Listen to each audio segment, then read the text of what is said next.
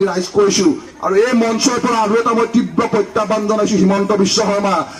বিশ্ব শৰ্মা তুমি নামনিত যি সাম্প্ৰদায়িক ৰাজনীতি কৰিছা কৰা কিন্তু উজনি অসমৰ মানুহে হিন্দু মুছলমানেই হওক বা মিচিং কছাৰী আহোম আমি সকলোৱে ঐক্যবদ্ধ হৈ আছো ঐক্যবদ্ধ হৈ আমি জীয়াই থাকিব জানো তুমি নামনিত সাম্প্ৰদায়িক ৰাজনীতি কৰি হাৰি যাব পাৰিবা কিন্তু উজনি এখন মিটিঙত তুমি যদি সাম্প্ৰদায়িক মন্তব্য কৰা তোমাক তাতে বয়কট কৰি নিষিদ্ধ কৰা হ'ব আৰু সৰ্বানন্দ সোণোৱাল তুমি যি নিমাতী কইনাৰ ভাও লৈ আছা এই নিমাতী কইনাৰ ভাও অসমীয়া ৰাইজৰ বেছিদিন সহ্য নকৰে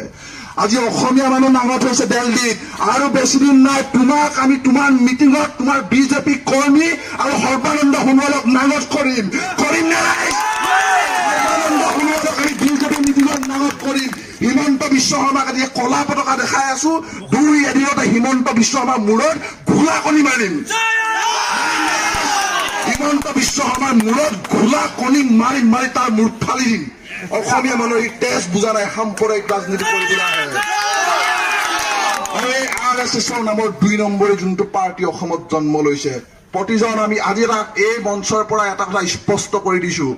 আমি কেতিয়াও মানুহ বিদেশী নহয় আমি মানৱতাবাদী মানুহ আমি এটাই বিদেশী আমি এটাই চিনি পাওঁ স্বদেশী আৰু বিদেশী আজি এই মঞ্চৰ পৰা কৈ দিছো 1971 চনৰ পাছৰ 24 মাৰ্চৰ পাছত অহা প্ৰতিজন বিদেশী অসম ত্যাগ কৰিব লাগিব এয়া হিন্দু হওক এয়া মুছলমান হওক এয়া খ্ৰীষ্টান হওক এয়া জৈন হওক কথা নাই 1971 চনৰ পাছত অহা প্ৰতিজন বিদেশী অসম ত্যাগ কৰিব লাগিব এয়া আমাৰ স্পষ্ট কথা আৰু RSSক আজি হকিয়াই দিছো তোমালোকে উত্তৰ ভাৰতত আমাৰ এইটো তপা মন্দিৰৰ নাম কি আছিলে মুখ্যমন্ত্ৰী